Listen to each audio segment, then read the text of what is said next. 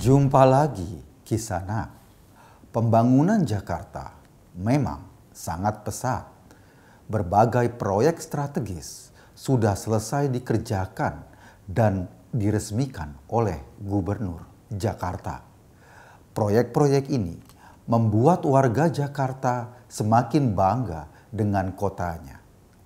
Kisah nak, baru-baru ini Gubernur Jakarta meresmikan sebuah proyek yang tidak ada di kota-kota lain di seluruh dunia. Mungkin saja sejarah akan mencatat hanya Jakarta yang memiliki tugu yang eksotis dan penuh dengan daya magis tersebut. Di Sunter, Jakarta Utara, Gubernur Anies Baswedan meresmikan Tugu Peti Mati yang fenomenal itu. Peresmian ini menandakan semakin meningkatnya penyebaran COVID-19 di Jakarta.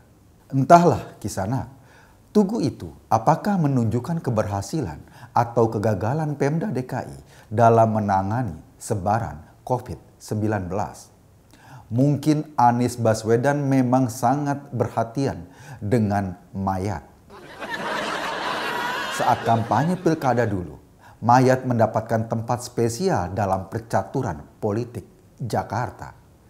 Kini, saat menjabat sebagai Gubernur Jakarta, peti mati malah dijadikan sebagai tugu.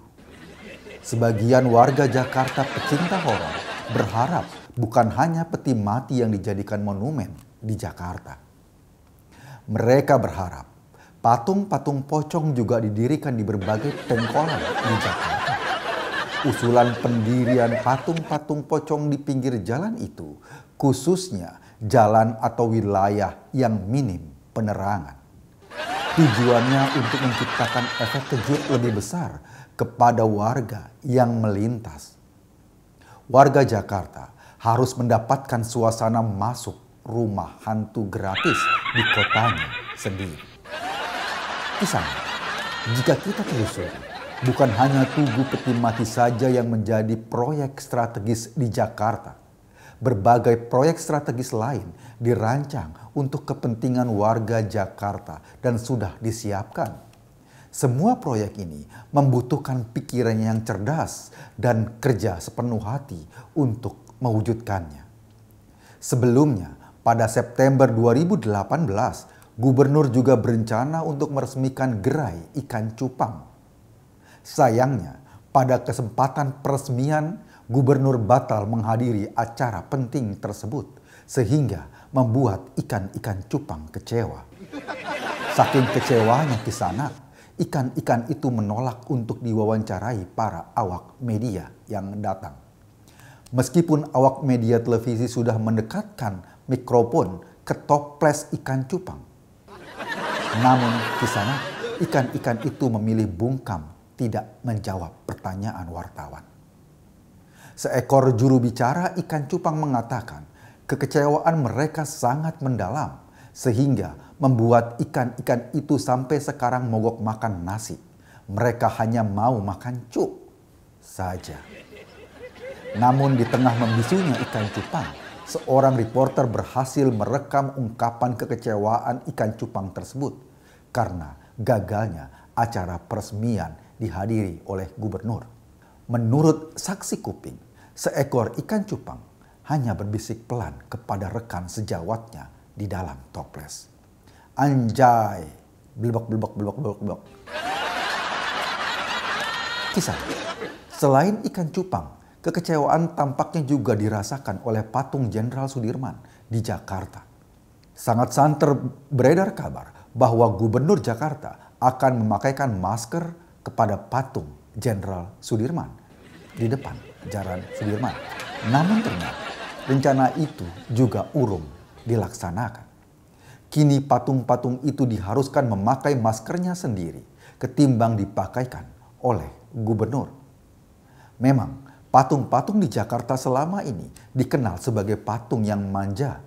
Apa-apa maunya dilayani. Mereka tidak bisa melakukannya sendiri. Kisah anak yang budiman, proyek strategis dan fenomenal lain yang sempat diresmikan oleh Gubernur Jakarta adalah gardu listrik untuk MRT di Jakarta Selatan.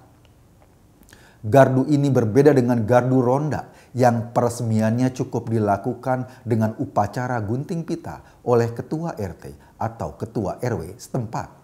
Sementara ibu-ibu PKK di sana sibuk menonton gunting pita itu dengan menggendong bayinya. Menurut penelusuran Cokro TV, peresmian gardu listrik oleh gubernur tersebut patut dijadikan contoh bagaimana sebuah proyek besar gardu listrik serius dikerjakan. Saat gubernur lain di dunia sibuk meresmikan jalan layang, pembangunan fasilitas umum untuk warganya, Gubernur Jakarta memiliki proyek yang tidak kalah mentereng, gardu listrik. Warga Jakarta harus memiliki kebanggaan sendiri ketika kotanya banyak berdiri proyek-proyek besar dan strategis seperti ini. Di Bundaran HI misalnya, dulu berdiri sebuah patung bambu getah-getih dengan biaya pembuatan ratusan juta rupiah. Setelah bambu itu rusak, digantikan hiasan batu kali yang disatukan dalam kawat besi. Hiasan itu dinamakan gambion.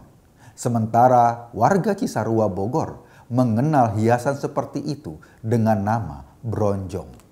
Dalam konteks Jakarta, kita harus selalu mengingat kata-kata motivasi dari Mario Bros. Jangan pernah minder. Teruslah berkarya meskipun tidak ada gunanya. Anda harus ingat bahwa pengalaman terbaik adalah good experience. Anda sedang berada di channel paling update seangkasa Seraya. Lemesin aja bro. Terima kasih.